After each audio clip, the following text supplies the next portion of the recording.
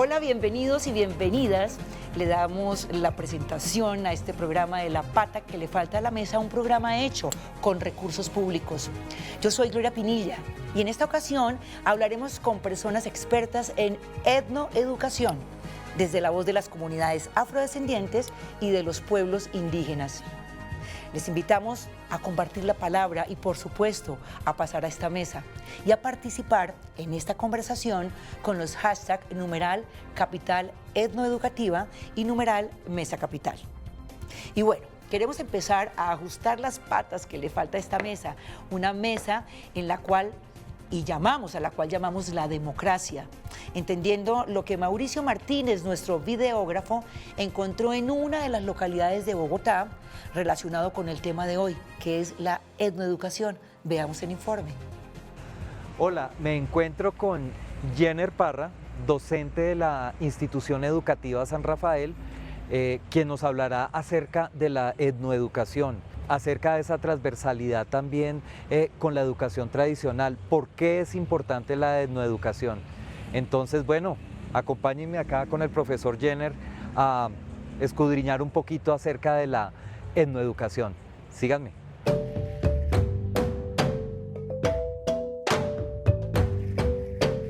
Bueno, cuéntame quién eres, Jenner. ¿Hace cuánto vives en la ciudad y por qué esa vocación hacia la educación, a ser maestro y por qué la etnoeducación? Bueno, buenas. Habla Jenner Parra Romaña. Yo llegué a Bogotá en el año 1990. Me vinculé con el distrito en el 1992. Cuando llego a la ciudad de Bogotá, pues tuve la oportunidad de entrar al distrito. Cuando llegas al distrito y ves en esas escuelas que hay muchos niños de muchas regiones, entonces te pica la necesidad de dar una formación, salirse de lo tradicional, salirse de los libros y los parámetros normales, en donde siempre enseñan lo mismo, muy eurocentrista la educación generalmente, y entonces conozco de manera formal la cátedra y esa cátedra me brinda la posibilidad de darme a conocer, darle a conocer a los niños esa otra historia, esos otros saberes, porque eso es lo que nos permite la etnoeducación.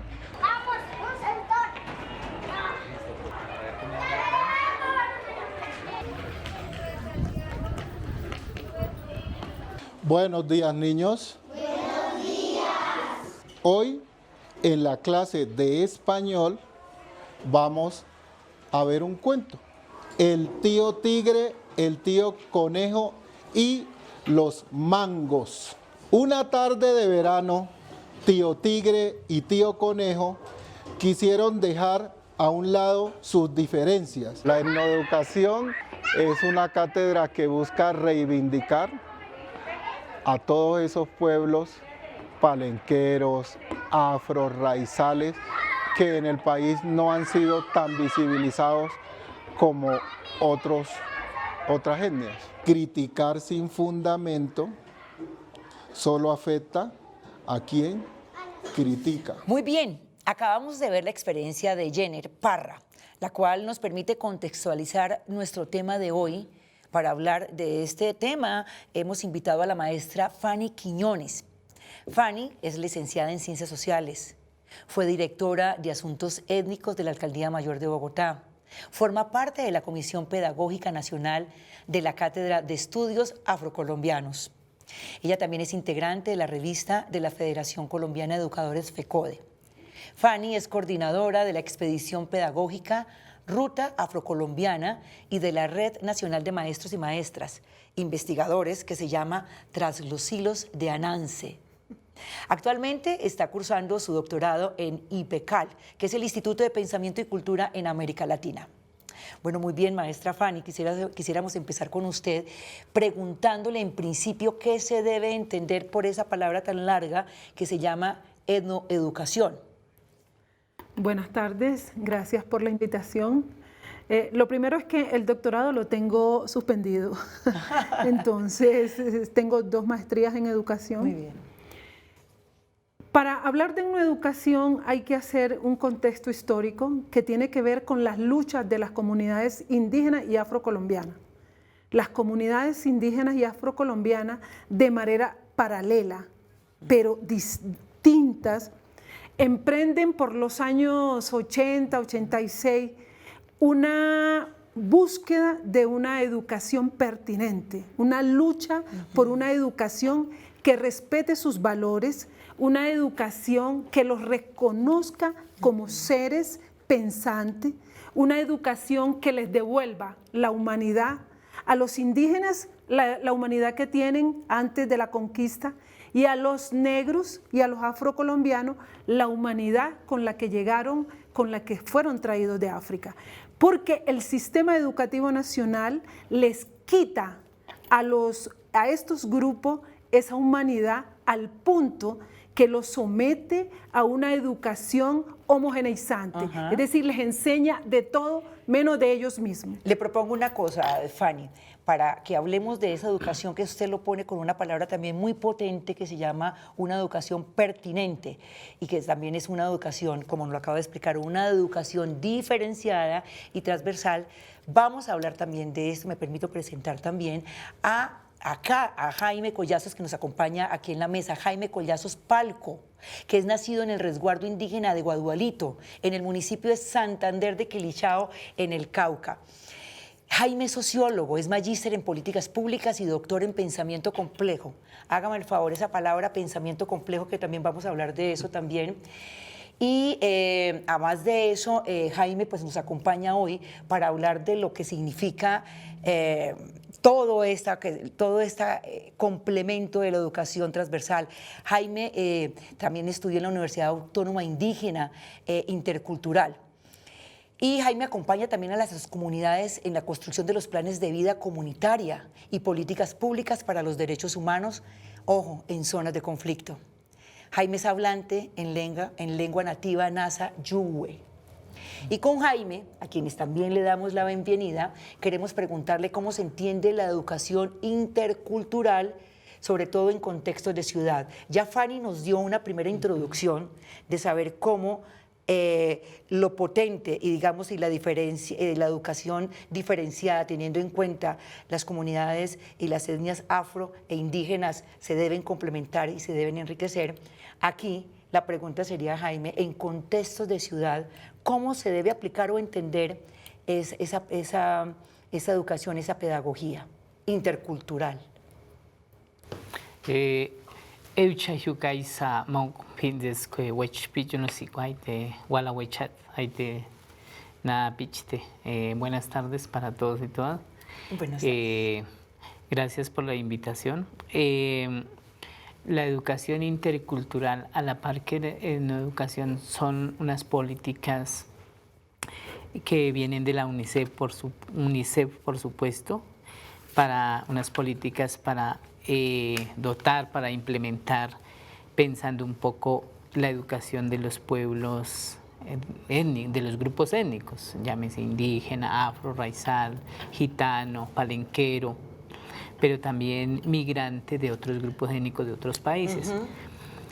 Eso nos lleva a pensar en los décadas de los 70, 80 y 90, como una educación pensando en esa diversidad, no solamente en contexto de ciudad, sino también en contextos rurales, que lo hay. Una educación como más inclusiva, pensando en que la sociedad que es dinámica, las culturas que son dinámicas, que llevan un proceso de resistencia y lucha, como decía la maestra Fanny, cómo el Estado tiene que empezar a mirar, a revisar la educación que se debe impartir en estos grupos, sí, en toda la nación. Y es por eso ya viene todo el concepto de interculturalidad. Entonces, como si yo en un docente tengo en un aula indígenas, afros, gitanos, raizales, migrantes, víctimas, ¿cómo debo impartir la educación? ¿Cómo debería ser esa educación? Y por eso se viene ya se habla del enfoque diferencial, Sí. Ah, ok, diferencial, es decir, también transversal y diferencial. Exactamente. Y desde allí, entonces, ya el sistema educativo, que de todas maneras no ha cambiado mucho, pero da unas pautas, unas herramientas para este tipo de atención, y ver desde, ya dar una mirada más desde la pedagogía, esas miradas culturales, diversas, usos y costumbres, las lenguas, porque nosotros estamos en un país, en América Latina somos el segundo país con más diversidad en lenguas, después de Brasil, y también el segundo país con más grupos indígenas y afros, después de Brasil. Tanto afros, el mayor número está en Colombia, pero el mayor grupo de indígenas está en Colombia. Eso le hace que al Ministerio de Educación y a la Secretaría de Educación empezar a mirar y hablar ya más de una educación intercultural. Una educación también que no solamente piense en cumpleaños, sino también cómo va a ser en la ciudad con el resto, que se va a poder compartir, intercambiar conocimientos, saberes, ¿sí? Lenguas, culturas, ¿no? Yo quisiera también ahondar eso, digamos, en una ciudad como Bogotá, que también es receptora de tantas culturas y de tantas etnias, pero quisiera preguntarle también a Fanny un concepto que dice el gran Manuel Zapata Olivella, hablando de la etnoeducación. Dice que la etnoeducación debe ser entendida la etnoeducación en un contexto colombiano, debe ser una educación para la emancipación cultural, social y política del africano, en contraste con los más de 500 años de opresión. ¿Qué opinión le merece a usted esta opinión del gran Manuel Zapata Olivella? Claro, por supuesto, compartimos esa opinión, porque la etnoeducación es la educación que se le debe brindar a las comunidades étnicas en términos de indignarse por esa educación que le ha sido brindada, esa educación negadora de la vida, esa educación que ha negado sus aportes, ¿verdad? Que los ha escondido. Entonces, esa educación antirracista. Entonces, la etnoeducación es la posibilidad de que los pueblos étnicos entiendan que tienen unos valores muy importantes, es la posibilidad de mostrar su historia, es la posibilidad de mostrar sus saberes, es la posibilidad de mostrar de verse con otra dignidad, de mostrarse como un proyecto político de transformación social, ¿ves? Entonces la etnoeducación es una posibilidad muy grande. Y la etnoeducación ha dado posibilidades no solamente a las comunidades étnicas, sino al resto de los colombianos y latinoamericanos, porque hoy los argentinos están hablando de etnoeducación, los brasileños están hablando de etnoeducación, porque abre para que los grupos que históricamente han sido marginados reclamen también una educación pertinente, una educación acorde a sus usos y costumbres. Entonces la etnoeducación es una apuesta política, es una apuesta pedagógica, didáctica, no solamente para los pueblos, sino también para la escuela. Enriquece el sistema educativo nacional. En ese sentido, Jaime, es una apuesta política, ¿no es cierto? Casi que sería un cambio epistemológico, un cambio de paradigmas de cómo se ha venido entendiendo la educación formal y casi siempre desde Occidente. En estos cambios que usted ha podido practicar y enseñar y demás, ¿qué es lo fundamental, lo que es impajaritable? Digamos, y me refiero, para volver a hablar en contextos de ciudad, cómo se puede aplicar acá cuando aquí en esta ciudad las aulas son como predeterminadas, los salones, mientras que en lo indígena, en lo intercultural, son otros los espacios los que se pueden aprovechar, digo, la selva, el río, el bosque. Bueno, los sistemas educativos a nivel de América Latina y en Colombia están en proceso de cambio, de transformación, y lo tienen que hacer. No solamente los sistemas, sino el sistema político, económico, sí, tienen que irse a esos cambios, y hacia eso vamos. Y creo que la Secretaría de Educación está en ese proceso de camino. Aquí en Bogotá. Aquí en Bogotá, y con la construcción, yo creo que con la participación de todos, y más en este gobierno, yo creo que eso profundizará. ¿Por qué? Creo que las ciudades como Bogotá, bastante diversas y cada vez más diversas, tienen que empezar a lo que plantearon como la maestra Catherine Walsh, Enrique Dussel, Bonaventura de Sousa, Arturo Escobar, los que plantean ya todo lo de la educación intercultural, pero también ese diálogo de saberes. La educación tiene que transformar la universidad, transformar la educación, porque eso es lo que nos va a generar los cambios en la sociedad, pero también una sociedad más participativa, más tolerante. Y yo creo que hacia allá vamos ya en la práctica, reconociendo que la educación no solamente se imparte en un aula de 4 paredes, ya sea a nivel de preescolar, básica, secundaria y en una universidad, sino que hay otras formas de impartir la educación en los pueblos originarios como indígenas, afro, raizales, palenqueros, los gitanos. Y el sistema educativo está en ese camino y va hacia allá en los últimos 10 años, que yo creo que cuando en Bogotá comienzan las políticas a implementarse, las políticas públicas, y a nivel nacional se está trabajando con los afro y los indígenas, sistemas educativos diferentes. Y el pueblo ron y gitano también. También. Y yo creo que hacia allá vamos, y yo creo que muy pronto esa transformación se verá en las aulas, se verá en la educación superior, se verá en los procesos de investigación. Vamos despacio, pero con afán. ¿Opina lo mismo, Fanny? ¿Vamos despacio, pero firmes? Sí, hay unos avances importantes. Se requiere de voluntad política para que hayan mejores avances, ¿cierto? Se requiere que hayan más investigaciones, pero también que se apoyen las instituciones. Porque la voluntad política no solamente es del Ministerio de Educación o la Secretaría de Educación, sino también de los docentes, ¿verdad? Porque los docentes, desafortunadamente las facultades de educación no tienen en cuenta esta educación de los grupos étnicos y por tanto salen sin ninguna preparación.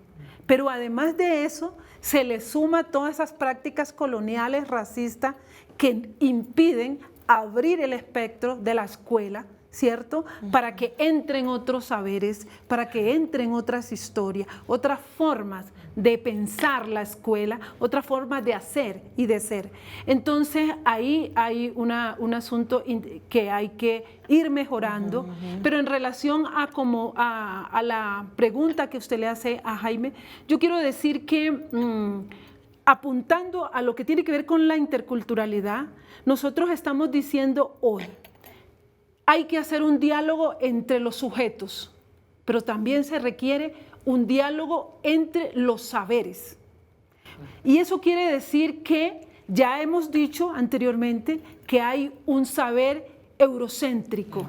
Y lo que estamos diciendo, ese saber eurocéntrico y esos saberes indígenas, afrocolombianos, ron, raizales, tienen que ponerse en un diálogo paritario, no un diálogo donde el saber occidental sea el dominante, sino que tú aprendes de mí, pero yo también te puedo enseñar, ¿ves? Pero cuando la escuela como institución entienda que este país es diverso y que su diversidad implica también diversidad de historia, diversidad de conocimientos, entonces ahí la escuela va a ser mucho más rica. Y a ese proceso nosotros le estamos llamando hoy en Bogotá Cátedra de Estudios Afrocolombianos.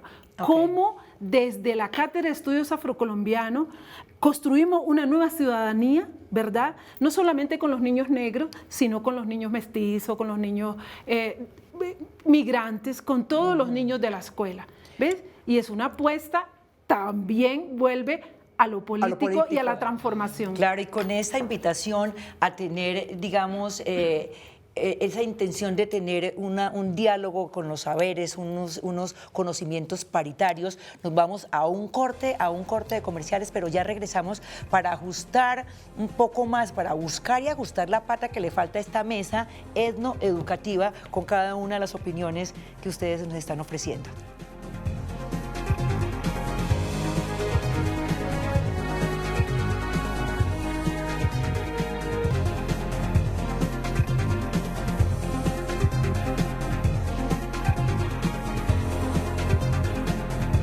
Muy bien, y regresamos a la pata que le falta a la mesa, y hoy hablamos de etnoeducación con el hashtag numeral capital etnoeducativa y numeral mesa capital. Y quiero que vayamos con esta segunda nota que nos realizó Mauricio Martínez para ver la experiencia de Jainer, para seguir con la experiencia de Jainer en toda esta importante implementación de la práctica etnoeducativa, pedagógica y de transformación. Volvimos, quiero ver esos dibujos bien bonitos. ¿Cómo vamos? La etnoeducación permite a esos pueblos que te mencionaba ahorita, a los afros, palenqueros, raizales, ser visibilizados, ser identificados dentro de su contexto, porque venimos de otras regiones.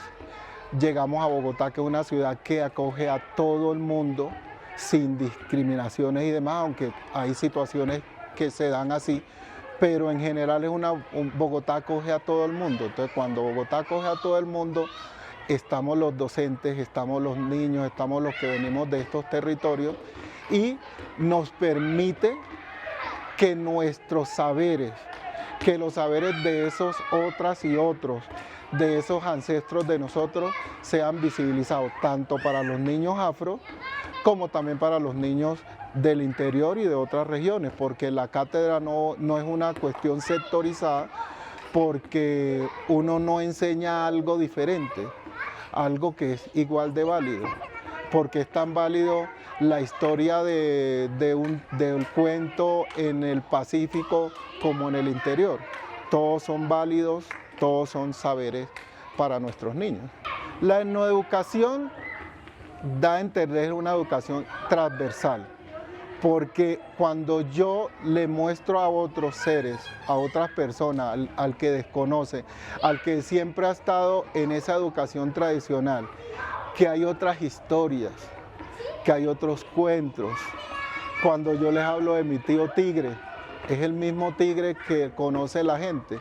Nosotros le damos otra connotación, porque para nosotros la connotación de tío es de un ser que respeto, a un ser que está un poquito más alto que mí. Cuando yo en español le hablo de ese mismo tigre, pero también cuando ese mismo tigre lo llevo a las ciencias naturales, sigue siendo el mismo tigre. Así se llame acá tío, tigre en el Pacífico, o se llame tigre en el interior, sigue siendo el mismo tigre, y estoy abordando muchas materias. También te puedo decir que puedo hacer un dibujo. El dibujo puede ser etno, porque es mi tío tigre, o puede ser no etno, que es el tigre. Este dibujo explica que un tigre y un león no tiene diferencia, porque los dos son carnívoros, los dos son gatos, o sea, gatitos, pero grandes. Moraleja, hay muchas diferencias. Hay diferencias de piel, ¿cierto? Unos tenemos la tez, María tiene la tez de piel igual o parecida a la mía, a diferencia de otros. Eso nos hace diferentes físicamente, pero todos somos ¿qué? Iguales. Pues muy bien, y luego de ver este segundo elemento de contexto y de haber abordado inicialmente el concepto de la etnoeducación, quisiera preguntarle a la maestra Fanny, ¿cómo se pone en práctica la etnoeducación? ¿Cuáles son las metodologías o las herramientas para implementarla en los ecosistemas de aprendizaje? ¿De qué se le echa mano? Lo primero es que usted tiene que tener claro qué es lo que va a enseñar. O sea, los contenidos afros y los contenidos étnicos en general tienen que servir para algo. O sea, ¿qué sentido tiene enseñar historia de la trata transatlántica, por ejemplo. ¿Qué sentido tiene para un niño mestizo conocer esa historia? O para un niño negro. Sí, me parece que el sentido que le demos como docente logra las transformaciones, los cambios en los estudiantes. ¿Sí? Lo otro que tenemos que mirar es cómo enseñar eso que venimos enseñando. ¿Qué herramientas? El lugar del maestro. Entonces la etnoeducación también posibilita que ese lugar rígido, tradicional del maestro cambie, ¿sí? Porque la etnoeducación no ve al estudiante como un sujeto que hay que llenar de contenidos. Sí. No, todo lo contrario. Que es lo que se venía haciendo también con una educación. Exactamente. Entonces la etnoeducación reconoce que usted, estudiante, tiene unos saberes, unos conocimientos, unas historias que son válidas, ¿cierto? Y el lugar del maestro es distinto. Por ejemplo, un maestro que trabaja en una educación, hasta el ambiente escolar de los salones de clase cambia. No es el mismo donde está el maestro adelante y él se pone y él habla y los niños aprenden. No, en la etnoeducación todos los sujetos que están en el aula de clase o por fuera de ella tienen un valor importante. Entonces ahí hay una manera de entender la escuela de manera distinta, una manera de entender al maestro, el lugar del maestro es distinto. El lugar de enunciación del maestro cambia con la etnoeducación, porque la etnoeducación le da posibilidades. Por ejemplo, nosotros acá en Bogotá estamos haciendo una serie de transformaciones. ¿Y qué estamos diciéndole a los colegios? Hay que incluir los estudios afro en las mallas curriculares, en los planes de estudio. Y con ellos, con los docentes, estamos elaborando esa serie de documentos. Y entonces yo planteaba, por ejemplo, una malla curricular en filosofía. Y una de las preguntas que decían era, ¿hay filosofía negra? Claro, porque hay formas de pensar distinto, hay lógicas de mundo distinto, ¿sí? Y entonces yo he planteado una cosa de lo que no se hablaba antes, que tenía que ver con la filosofía yoruba. Ajá. Y la filosofía yoruba te saca pues de esa manera de entender el mundo de manera distinta. Es otra espiritualidad. Es otra forma de pensamiento. Por ejemplo, ¿cómo entiende la filosofía yoruba la naturaleza? ¿Cómo entiende el cosmos? ¿Cómo entiende al hombre? La filosofía yoruba le da vida a todo y como tiene vida se respeta. Entonces los maestros y los estudiantes se han sorprendido. Se han sorprendido porque llega un conocimiento distinto. Claro, sí. Y los estudiantes, claro, por supuesto, venían de una idea de una espiritualidad rígida, donde Dios está en el cielo, inalcanzable. Y vengo yo y les digo, no, está aquí, está en el agua, está en la naturaleza, está en las piedras. Y ellos se han sorprendido mucho y eso ha sido muy bonito. Pues es una maravillosa experiencia y es la que le quiero también preguntar aquí al profesor, al maestro Jaime. ¿Cómo ha puesto en práctica usted con su experiencia como docente, como maestro, en sus comunidades indígenas esta práctica y con qué herramientas de la etnoeducación? ¿Qué ejemplo nos puede dar? Bueno, en las nuevas pedagogías que se vienen ya desarrollando y colocando en práctica en las aulas, recordemos que la educación no solamente está en el aula, sino también está en la familia, en el hogar, está en el caso de nosotros, las comunidades indígenas, en los procesos comunitarios, en una asamblea comunitaria, está en la huerta, está en el río, está en una marcha, y en una minga. Y eso también es etnoeducación. Eso es etnoeducación, ¿no es cierto? sí. Cuando me dice que está en un río, estamos hablando como un poco lo que nos decía Fanny, es decir, no es la escolaridad entendida desde un salón en clases, sino que los salones cambian para relacionarse con está en una minga comunitaria y allí porque se está socializando, se está intercambiando lo que llama diálogo de saberes, está en un ritual. Hoy en día en las aulas, normalmente desde preescolar hasta educación superior, se hacen ritualidades. Antes no se hacía. Hoy en día las tesis doctorales de maestría, de pregrado en los pueblos indígenas, en cualquier universidad, se hacen con un ritual, se hacen en lengua propia.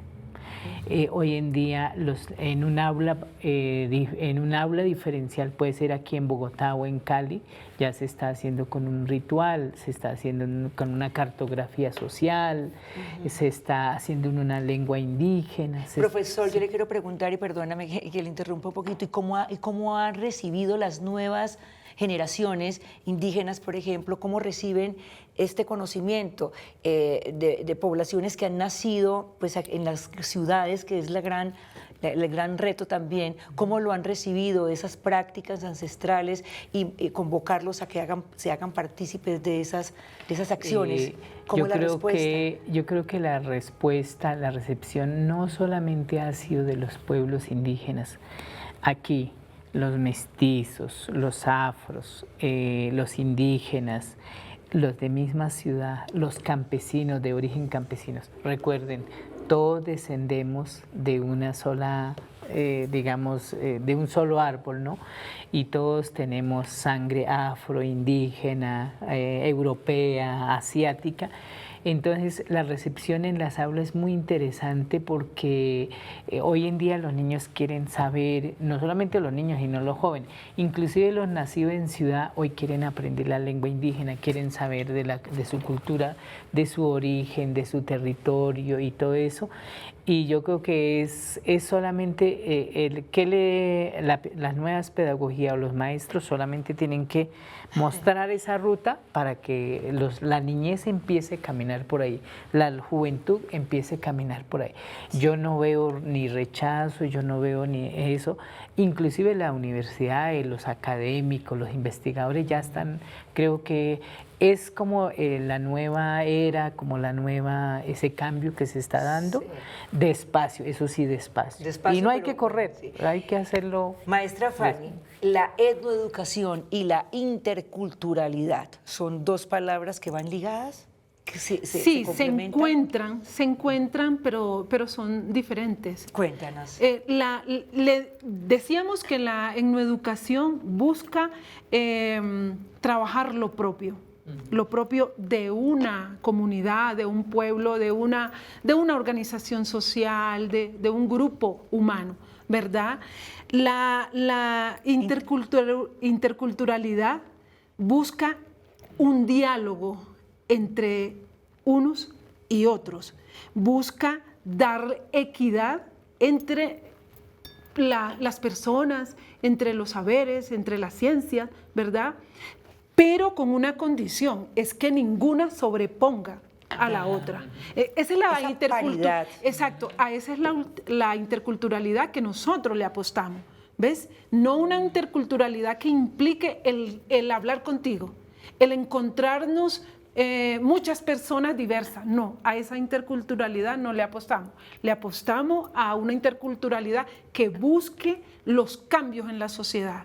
Una sociedad más respetuosa de la diferencia, una sociedad donde se respeten los derechos humanos, donde la palabra del otro tenga un valor importante como la ha tenido los mestizos, los de los blancos, históricamente. Entonces, es decir, esa es la pata que le falta a la mesa. Exactamente. Que se entienda que estamos en una sociedad diversa y que la diversidad no puede ser motivo de pelea, de conflicto. Todo lo contrario, la diversidad tiene que ser una manera de enriquecernos mutuamente. No es la discriminación por ser diferente. Exacto. Y la etnoeducación también en el caso de Bogotá ha logrado, o sea, posicionar los estudios étnicos nos ha servido para que también se hable de una cosa que estaba oculta, que tiene que ver con el racismo y la discriminación. porque esta es una sociedad racista. Esta es una sociedad racista y esta es una escuela racista. Mire lo que ha pasado. A raíz de todo el escenario de la presencia de Francia Márquez en la escena pública, se explotaron todo el mundo a discriminar. Entonces salen los casos de racismo y a nosotros nos gusta que hayan salido. ¿Por qué? Porque ya se habla de eso sin prejuicios, sin tapujos. Ya la escuela lo reconoce, ¿verdad? Y el que la escuela lo reconozca, el que los padres de familia lo reconozcan, el que los niños lo reconozcan, eso permitirá buscar unas soluciones. ¿Para qué? Para erradicarlo. Porque es un flagelo, es un mal que daña la vida.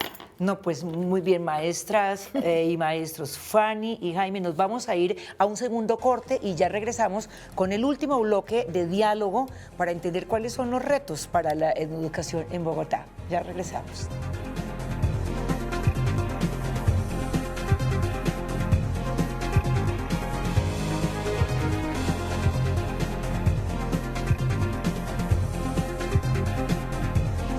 Bueno, y en este último bloque queremos adentrarnos en los retos que la etnoeducación tiene en Bogotá. Recuerden, pueden participar con los hashtag numeral capital etnoeducativa y con el numeral mesa capital. Entendemos la importancia de la etnoeducación en la transformación de los paradigmas de enseñanza y en ¿por qué no?, en la decolonización que hablaba Fanny, la decolonización de los saberes. Pero ¿a qué se enfrenta en Bogotá? ¿A qué se enfrenta y en qué hace falta eso para que sea aún más poderosa esa implementación? Esa es la pregunta. Fanny, empiezo contigo. Muy bien. Creo que hay que hacer varias cosas. Sí. Por un lado, se requiere formación docente. Okay. Hay que formar a los docentes. Hay que formar a los docentes en estos temas. Se requiere que las instituciones educativas se abran, ¿cierto?, para que haya una mayor presencia de lo distinto, de lo diferente, para que las escuelas y colegios no sean tan pálidas, tan grises. Las escuelas tienen que brillar más y las comunidades, los migrantes, enriquecen la escuela. Mira qué bonito es cuando una escuela es capaz de aceptar que hay un niño homosexual. ¿Cómo es de bonito que una escuela no mire con asombro que haya un niño indígena o que haya un niño negro, sino que la escuela entiende que efectivamente son etnias distintas? Esos coloridos, esas culturas son las que enriquecen la vida, ¿verdad? Y entonces, pero para eso hay que formar a los docentes, para eso se requiere que haya un personal que acompañe las experiencias pedagógicas, que les haga seguimiento, ¿cierto?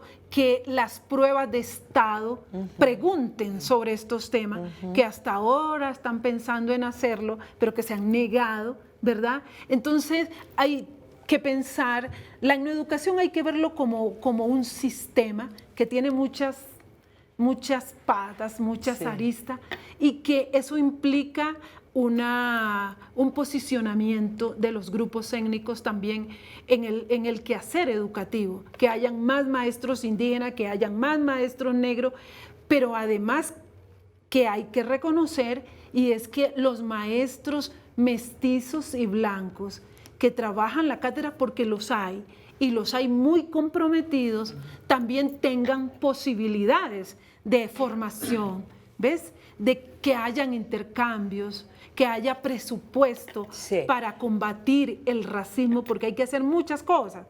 Entonces, todo eso es el reto que tenemos, ¿verdad? Que los maestros, que los PEI, los proyectos educativos institucionales, sean permeados por las diferentes culturas, que entren otros derechos, que entren otras dimensiones a la escuela. Otros saberes. Otros saberes. Y también entonces que entren también docentes que especializados en este tema, en estas licenciaturas, en la licenciatura de la educación. Las universidades. Y el profesor Jaime tiene unos estudios, especialización en eso que llaman el pensamiento complejo. ¿Qué es eso del pensamiento complejo, profesor? Bueno, el pensamiento complejo es algo que al ser humano, con la ciencia, tiene que empezar a pensar y a reflexionar, porque uno de los puntos fuertes del pensamiento hacia la reflexión y las transdisciplinas, a entender a ese otro que no se ha escuchado. El pensamiento complejo no lleva ni a reducir ni a totalizar, sino tiene que empezar a mirar a los extremos, o sea, al contrario, es mirar al sujeto, de que aquí hay que empezar a reflexionar, a dialogar con otros, a observar desde la ciencia, a hacer otras miradas al cosmos, a la naturaleza, al ser humano, esa diversidad.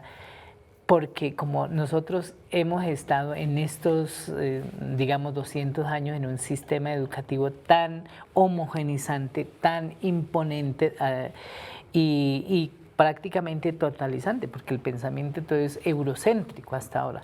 Pero ¿dónde está el pensamiento? Ni siquiera el pensamiento, como lo dice Dussel, ¿dónde está la filosofía hindú? El chino, los de los mayas, el africano, ¿dónde está? Solamente Grecia, Europa, Roma, y de ahí no ha salido.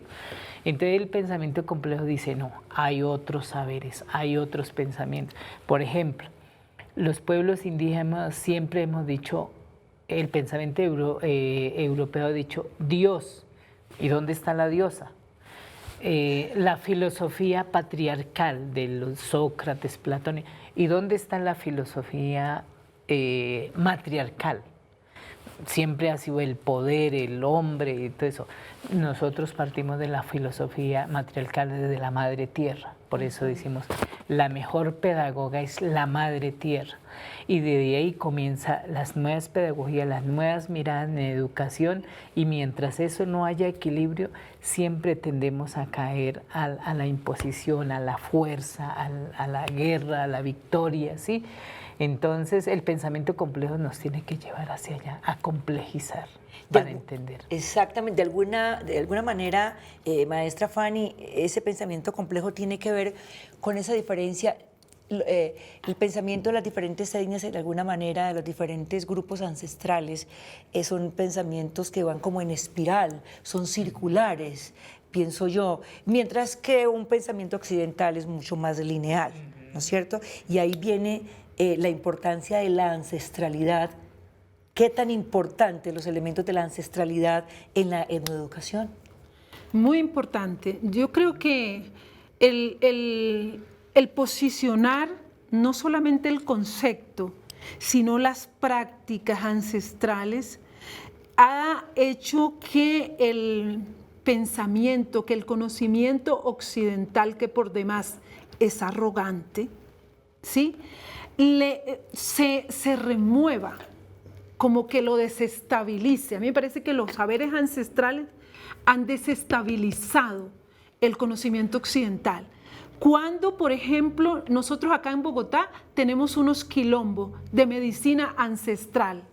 Y entonces, en mi caso, por ejemplo, yo le pedí permiso pasé cartas a la clínica donde iban a nacer mis hijos. Y yo dije, yo quiero la placenta, yo quiero obligar a mis hijos.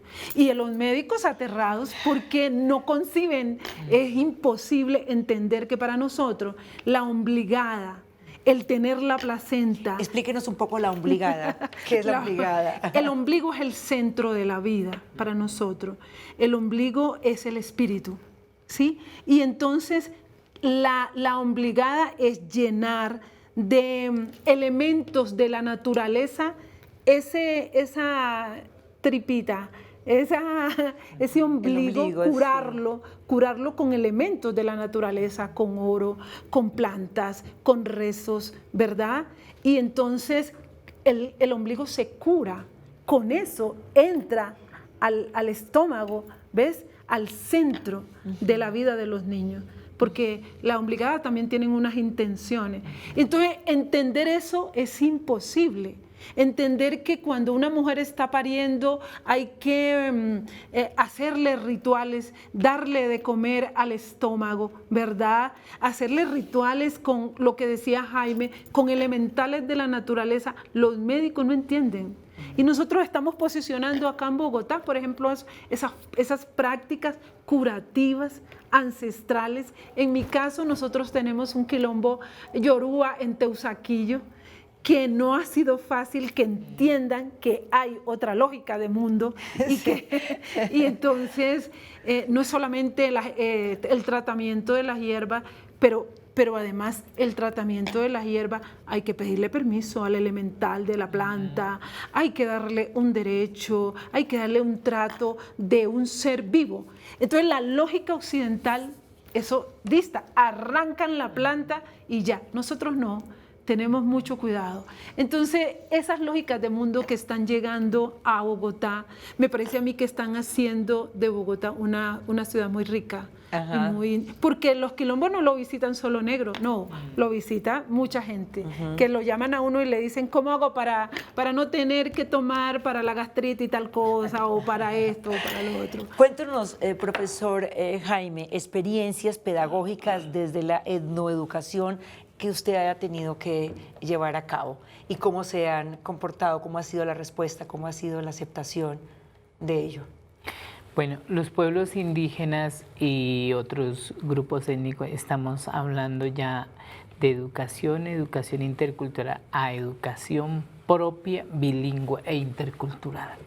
Educación propia, bilingüe e intercultural. Reunidos dentro de la Dentro de educación. eso, porque ya es una mirada que ya nosotros mismos tenemos que empezar a dinamizar, a llevar a práctica la educación en la escuela, en casa, en la comunidad. Entonces, por ejemplo, en los territorios nosotros estamos manejando los calendarios propios. Los calendarios, de hecho, los pueblos originarios, indígenas, gitanos, afro-raizales, tienen su propio calendario. No es el calendario gregoriano el que siempre ha estado presente. Entonces, para nosotros el año nuevo es el 21 de junio, no es el 1 de enero. Y así, y a partir de eso, entonces, hoy se está trabajando muy fuerte los calendarios propios. Entonces, en los calendarios propios, por ejemplo, en las épocas de cosecha, todos los niños suspenden clase y se van a la cosecha. En las épocas de pesca se van a la pesca, porque eso es pedagógico. En las festividades como Semana Santa se sigue dictando clase. Pues eso no es... Eso, no se parte. Sí. Y más bien en las fiestas de agosto y septiembre, nosotros estamos en los rituales de los aquelos. Todos los niños tienen que ir a este ritual que dura 5 días, que es el agradecimiento, el ritual de las semillas y el agradecimiento a la Madre Tierra para renovar las semillas. Y los niños tienen que todos asistir a este escenario. Y lo mismo en noviembre, que es el agradecimiento a nuestros seres que partieron, unos más desde niños, jóvenes o adultos, ya cumplieron su ciclo, pero con ellos seguimos en comunicación y tienen que estar en estos rituales. Y en ese reconocimiento del otro, maestra Fanny, hay una expresión del profesor Gonzalo de la Torre que dice que la etnografía es el derecho a que la propia historia y la propia cultura de toda etnia sea valorada, pero sea valorada como fuente de conocimiento, como medio de creación, de pensamiento y de sabiduría, como un instrumento, y aquí viene, como un instrumento apto para educar. Sí, como un instrumento para educar y para transformar. Ah, bueno, y para transformar. Para transformar, para utilizar las palabras de Francia para vivir sabroso. Para vivir mejor, ¿sí? Para el buen vivir, ¿sí? Y esas son expresiones no solamente cargadas de lo que la gente ha venido entendiendo como vivir sabroso es rumbear, no. ¿Qué está es? cargado de una apuesta política, ¿cierto? Está cargada de una apuesta espiritual, de recuperación de la dignidad. Exactamente. Entonces, porque efectivamente cuando nosotros llegamos con la Cátedra de Estudios Afrocolombianos, los niños, hay como dos reacciones. Los niños negros sienten mucha alegría. ¿Por qué? Porque les llega un contenido que reafirma su identidad, que le dice, no, usted no es fea porque se hace trenza, usted no es fea por ser negra, usted es distinta. Sí, y tiene que entenderse como una mujer que tiene otra belleza, otra estética, ¿ves? Y entonces igual pasa con los niños indígenas, ¿sí? Con los niños raizales, con los ron, ¿verdad? Entonces, la etnoeducación posibilita todo ese tipo de transformaciones en la escuela. La etnoeducación hace que los maestros se empoderen. Y valorar lo otro como... Claro, y por ejemplo, ha posibilitado muchas metodologías de trabajo. Por ejemplo, hay una profesora que trabaja las historias cantadas. Entonces, su clase es de salsa, de esa salsa antigua que llama a la identidad, sí, que llama a la autonomía, que llama a la reivindicación, ¿verdad?